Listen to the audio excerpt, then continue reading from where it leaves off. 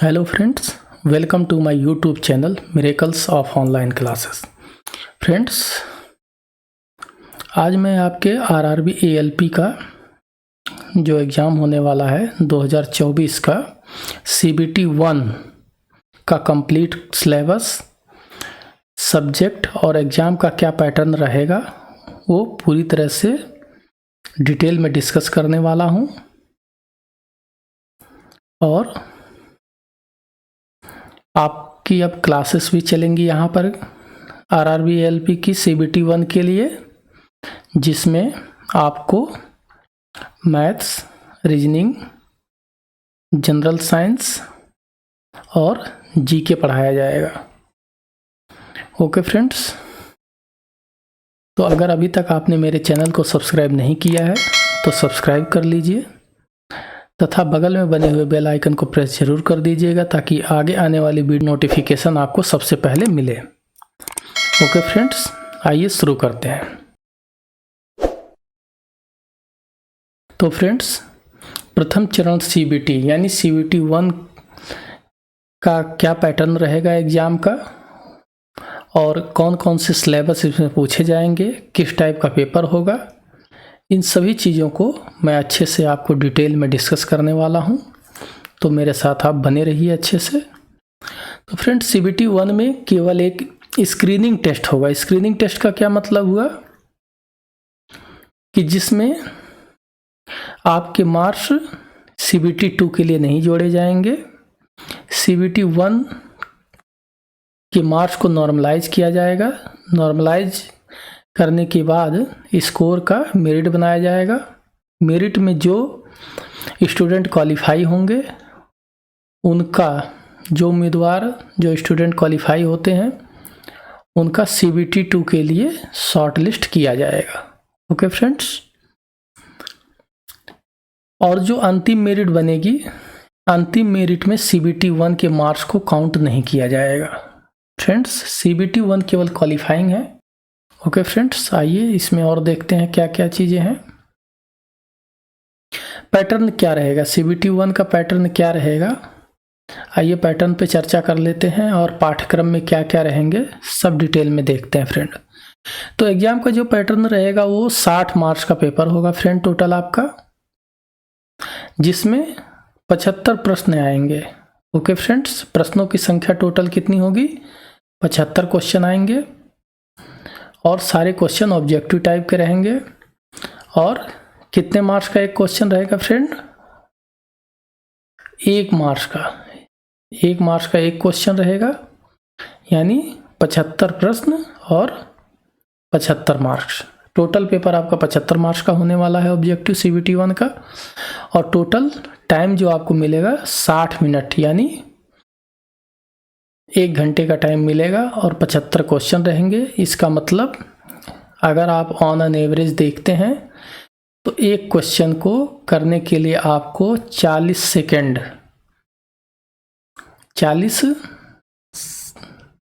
एक क्वेश्चन को करने के लिए आपको 40 सेकेंड का टाइम मिलेगा। तो फ्रेंड, ऑब्जेक्टिव पेपर है, 40 सेकेंड का मात्र समय मिलेगा। तो उसके लिए हमें एक बेस्ट स्ट्रेटजी चाहिए पेपर को सॉल्व करने का, पेपर को कैसे मैनेज करना है, टाइम विद इन टाइम हमें कैसे सारे क्वेश्चन को अटेम्प्ट करना है विद एक्यूरेसी, क्योंकि एक्यूरेसी बहुत इंपॉर्टेंट चीज़ है इसमें।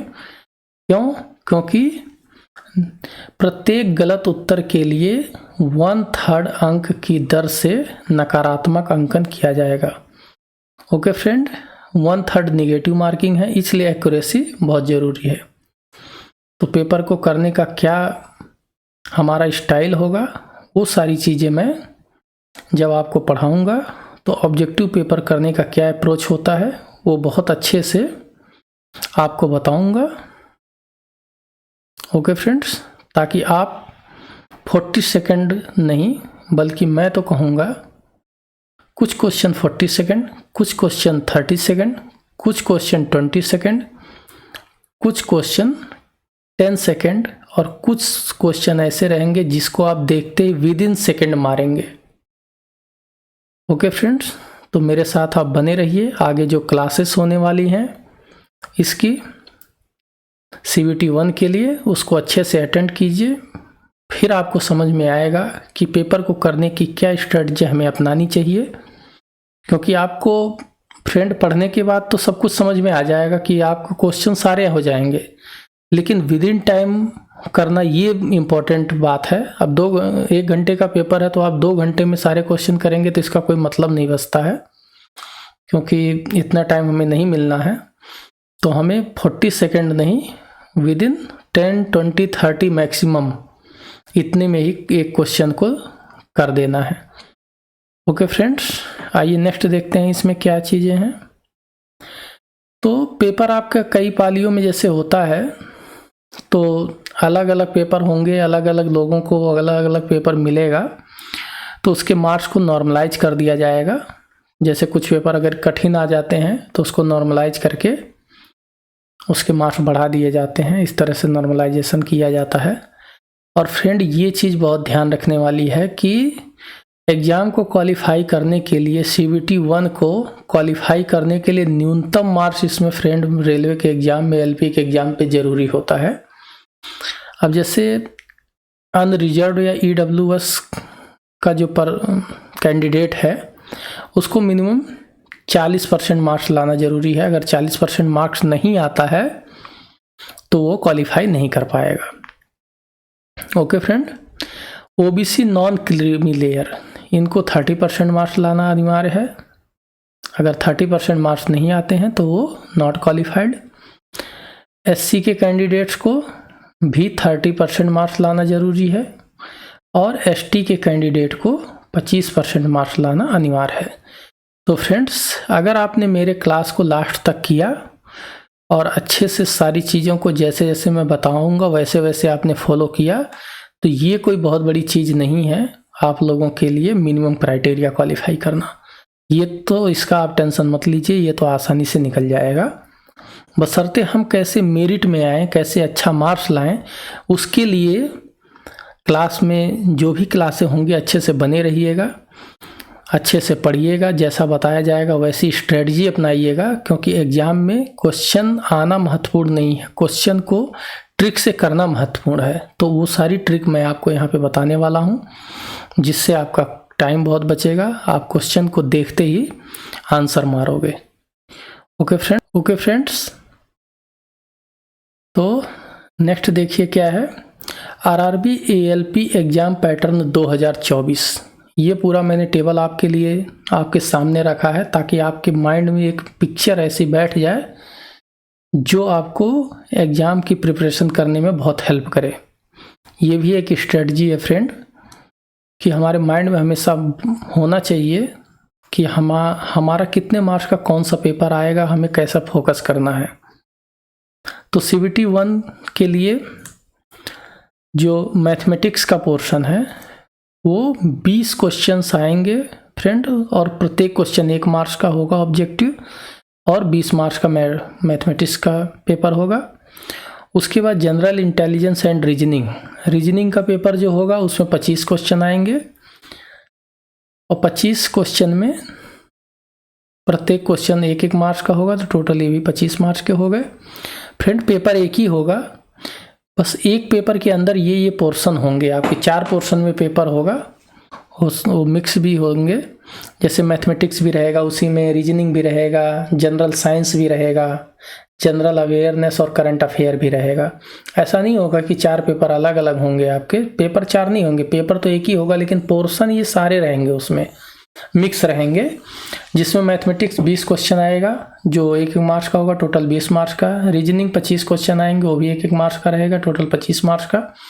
और जनरल साइंस के 20 क्वेश्चन आएंगे, जिसमें फिजिक्स, केमिस्ट्री, बायो होती है, और वो भी प्रत्येक क्वेश्चन 1 मार्क्स का होगा, टोटल ये भी 20 मार्क्स का हो गया। और जनरल अवेयरनेस और करंट अफेयर, यानी स्टैटिक जीके और करंट अफेयर। स्टैटिक जीके और करंट अफेयर के 10 मार्क्स का क्वेश्चन आएगा। प्रत्येक क्वेश्चन 1-1 मार्क्स के होंगे, 10 क्वेश्चन आएंगे। ओके फ्रेंड, तो ये आपका पूरा पैटर्न है। तो अगर आप इसको जोड़ेंगे तो 75 क्वेश्चन टोटल होते हैं, जिसमें 75 मार्क्स के पेपर हो जाते हैं। कितने टाइम ड्यूरेशन है फ्रेंड?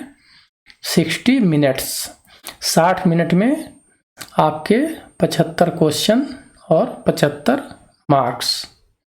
ओके फ्रेंड्स, तो ये आपके माइंड में एक बसा रहना चाहिए कि हमारा रीजनिंग पोर्शन जो है वो सबसे ज़्यादा आता है 25 मार्क्स का, और ये बहुत इजी होता है और बहुत ही सटीक, थोड़े से टॉपिक हैं इसमें, बहुत ज़्यादा टॉपिक भी नहीं है, और 25 क्वेश्चन आएंगे इसमें। तो हमें ऐसी ही स्ट्रेटजी अपनानी है कि जो आसान है उसको जल्दी से पढ़ के ख़त्म कर देना है, और जो कठिन है उसमें ज़्यादा टाइम देना है। उसको पढ़ने का क्या स्टाइल होगा, जब मैं ये आपको वीडियो बनाऊंगा, इस पे पढ़ाऊंगा, तो आपको उसमें ये बताऊंगा कि आपको जो है वीडियो देखनी कैसे है, कितनी बार देखनी है, किस पोर्शन पे कितना ज़्यादा फोकस करना है, किस पे नहीं करना है ज़्यादा, किसको चलते फिरते ही जो है पढ़ लेना है, बिल्कुल टाइम नहीं लगाना है, हंसी हंसी में, खेल खेल में पढ़ लेना है। तो ये सारी चीज़ें मैं आपको आगे डिस्कस करूँगा जब इस पे लेक्चर बनाऊँगा। अभी आप इसको जो है पैटर्न समझिए, पैटर्न बहुत इंपॉर्टेंट है समझना, एक स्ट्रेटजी माइंड में इससे बन जाएगी। अब आइए देखते हैं मैथमेटिक्स में जो है क्या क्या चीज़ें हमें पढ़नी है, कितने टॉपिक पढ़ने हैं, क्योंकि 20 मार्क्स का टोटल ये पोर्शन है फ्रेंड। मैं आपको यहाँ पे लिख देता हूँ एक बार। मैथमेटिक्स जो है, नंबर ऑफ क्वेश्चन कितने आएंगे, नंबर ऑफ क्वेश्चन 20 आएंगे, और मैक्सिमम मार्क्स यानी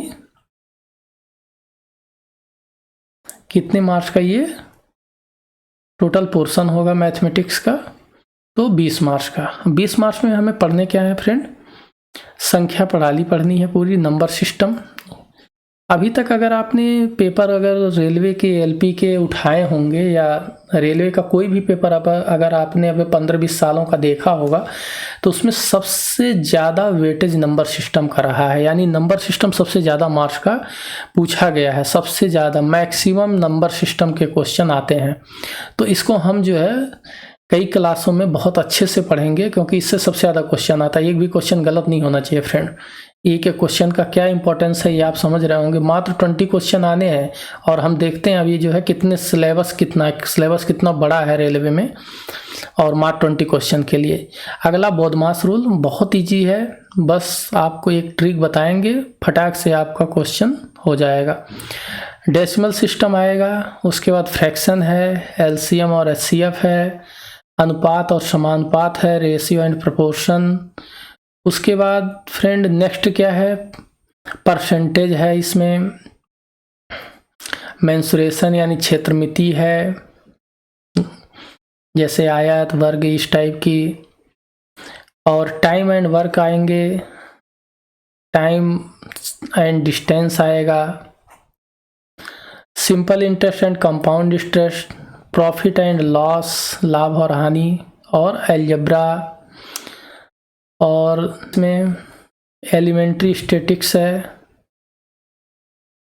स्क्वायर रूट है, एज कैलकुलेशन है, कैलेंडर एंड क्लॉक है, पाइप एंड सिस्टम। तो फ्रेंड हमारा 20 क्वेश्चन आने हैं, 20 क्वेश्चन 20 मार्क्स के, और हमारे टॉपिक कितने हो गए फ्रेंड, टॉपिक हमारे हो गए 19। ओके फ्रेंड्स, तो आप समझ सकते हैं ऑन एन एवरेज देखा जाए, अगर नंबर सिस्टम में 2 मार्क्स का आ गया तो सब में 1-1 मार्क्स का बनता है। लेकिन ऐसा पेपर नहीं बनता है कि सब में से 1-1 मार्क्स का आएगा। हो सकता है किसी में से 4 क्वेश्चन आ जाए, किसी टॉपिक से 1 भी क्वेश्चन नहीं आए, लेकिन ये आपको नहीं पता है ना कि किस में से 4 आएगा, किस में से 1 भी नहीं आएगा। अगर यही पता होता तो वो टॉपिक हम लोग छोड़ देते, लेकिन ऐसा है नहीं। इसलिए हमें जो है जितना सिलेबस रेलवे ने दिया है वो सारे पढ़ने पड़ेंगे, सारे पढ़ने हैं, और अच्छा मार्क्स गेन करना है, ताकि फाइनल सिलेक्शन जो है हम ले पाएँ। अल्टीमेटली हमारा एक ही उद्देश्य है, सिलेक्शन लेना, और सिलेक्शन लेने के लिए हमें CBT 1 क्वालिफाई करना पड़ेगा, उसके बाद CBT 2 और साइको। ये एग्ज़ाम का जो पैटर्न है वो हमें सारे एग्ज़ाम क्वालिफाई करने पड़ेंगे, उसके बाद ही सिलेक्शन होगा। और एग्ज़ाम को क्वालिफाई करने के लिए हमें मैक्सिमम मार्क्स लाने होंगे, ज़्यादा से ज़्यादा मार्क्स लाने होंगे, ताकि हम मेरिट में आ जाए। ओके फ्रेंड्स, हमने मैथ का सिलेबस डिस्कस कर लिया। अब आइए देख लेते हैं मेंटल एबिलिटी यानी रीजनिंग। रीजनिंग का क्या मैंने बताया था अभी आपको कि 25 क्वेश्चन आएंगे टोटल, 1-1 मार्क्स के रहेंगे सारे क्वेश्चन और 25 मार्क्स। 25 मार्क्स के 25 क्वेश्चन है, 25 मार्क्स का पोर्शन है। ये फ्रेंड बहुत ही आसान है। उसका रीजन है मैं आपको बताता हूँ। देखिए ये 25 क्वेश्चन है इसमें और टॉपिक बहुत छोटे छोटे उसमें। जैसे पहला आप देखेंगे तो एनालॉजी यानी सादृश्य, दूसरा अल्फ़ाबेटिकल एंड नंबर सीरीज यानी वर्णमाला और संख्या श्रृंखला, तीसरा कोडिंग और डिकोडिंग, चौथा गणितीय संचालन, पांचवा रिलेशनशिप, छठा सिलोजिज्म, सातवां जंबलिंग, आठवां वेन डायग्राम वेन आरेख, नौवां डेटा व्याख्या और पर्याप्त यानी डीआई, और 10वां कंक्लूजन एंड डिसीजन मेकिंग निष्कर्ष और निर्णय, 11वां समानताएं और अंतर यानी सिमिलरिटीज एंड डिफरेंसेस, 12वां एनालिटिकल रीजनिंग, 13वां वर्गीकरण यानी क्लासिफिकेशन, 14वां दिशाएं यानी डायरेक्शन, और last statement argument and assumptions कथन तर्क और धारणाएं। तो फ्रेंड हमारे आएंगे इसमें कितना 25 क्वेश्चन और 25 मार्क्स। 25 क्वेश्चन 25 मार्क्स और हमारे टॉपिक कितने हैं टोटल? टॉपिक है मात्र इसमें 15। मैथ में क्या था 20 क्वेश्चन आने थे, टॉपिक थे 19 और बड़े बड़े अध्याय एक्सरसाइज हैं। लेकिन इसमें ऐसा नहीं, इसमें छोटे छोटे एक्सरसाइज हैं, आएंगे 25 क्वेश्चन और टॉपिक हमारे यहाँ केवल 15। ओके फ्रेंड, तो ये हमारा 2 पोर्शन डिस्कस हो गया। आइए तीसरा पोर्शन डिस्कस करते हैं। तीसरा पोर्शन हमारा है जनरल साइंस का। ओके फ्रेंड, जनरल साइंस इसके अंतर्गत 10वीं कक्षा स्तर के भौतिक रसायन और जीव विज्ञान आधारित क्वेश्चन आएंगे। ओके फ्रेंड, ये हमने डिस्कस किया था आपको। ये कितने मार्क्स का आएगा? ये आएगा 20 क्वेश्चन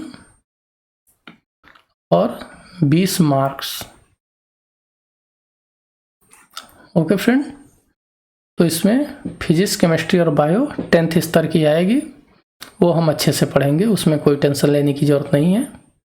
नेक्स्ट क्या है हमारा? नेक्स्ट है जनरल अवेयरनेस यानी स्टैटिक जीके,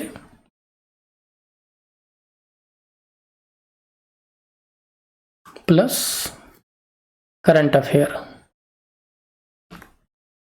ओके फ्रेंड्स, इसमें समसामयिक मामले, विज्ञान और प्रौद्योगिकी, खेल और संस्कृति, व्यक्तित्व, अर्थशास्त्र, राजनीति और अन्य महत्व के विषय आएंगे। तो फ्रेंड ये पूरा सिलेबस मैंने आपको डिस्कस किया, एग्जाम का पैटर्न डिस्कस किया, कैसे कैसे कितने मार्क्स का कौन सा क्वेश्चन आएगा किस पोर्शन में, टोटल कितने क्वेश्चन आएंगे, टोटल कितने मार्क्स का पेपर होगा, ये सारी चीज़ें मैंने आपको डिस्कस किया और कितने टाइम में जो है हमें एग्ज़ाम देना है। वैसे 1 घंटे का टाइम है, लेकिन हम लेके चलेंगे कि हमारा पेपर 45 मिनट में मैक्सिमम फिनिश हो जाए, ताकि अगर कोई क्वेश्चन 2-4 क्वेश्चन रह जाए तो उसके लिए अलग से टाइम हमें मिल जाए। तो ये सारी चीज़ें मैं आगे भी और जब आपको पढ़ाऊँगा तो उसको जो है स्ट्रेटजी बताऊँगा कैसे आगे करेंगे। फ़िलहाल अभी आपको मैंने एक पैटर्न बता दिया, एग्ज़ाम का सब कुछ बता दिया, और आगे जो मैं क्लास आपको समझाऊँगा उसमें जो है अभी आपका मैथ और रीजनिंग और स्टैटिक जीके की क्लास चलेगी। जब आपका रीजनिंग ख़त्म हो जाएगा तब आपका सामान्य विज्ञान की क्लास उसी समय चालू हो जाएगी। और जो भी पोर्शन ख़त्म होता है, जैसे मान लीजिए अगर स्टैटिक जीके पहले ख़त्म हो जाता है तो स्टैटिक जीके के बाद ही जो है सामान्य विज्ञान चालू कर देंगे। ओके फ्रेंड्स, तो ये आपका पूरा सिलेबस डिस्कस हो गया। आई होप आपको ये वीडियो अच्छा लगा होगा। अगर वीडियो अच्छा लगा है तो चैनल को सब्सक्राइब कीजिए, वीडियो को लाइक कीजिए, ज़्यादा से ज़्यादा शेयर कीजिए तथा बगल में बने हुए बेल आइकन को ज़रूर प्रेस कीजिएगा ताकि आगे आने वाली वीडियो की नोटिफिकेशन आपको मिल जाए। Thanks for watching. Okay friends.